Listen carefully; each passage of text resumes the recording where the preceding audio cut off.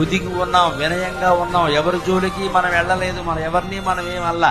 కానీ కొంతమంది మనకు అపకారం చేస్తారు. జాగ్రత్తగా ఉండాల్సిందే.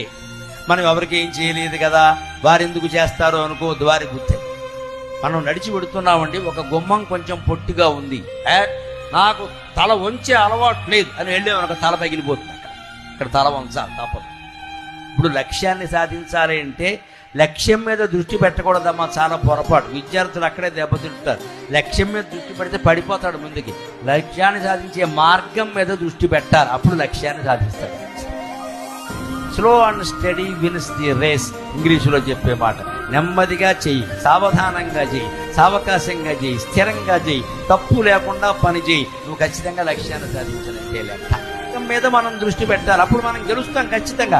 లక్ష్యం మీద దృష్టి ఎప్పుడు పెట్టాలి? దగ్గరికి వెళ్ళాక పెట్టాలి. కొంచెం దగ్గరికి వెళ్ళాక ఇంకాస్త వేగంగా పరిగెడితే లక్ష్యాన్ని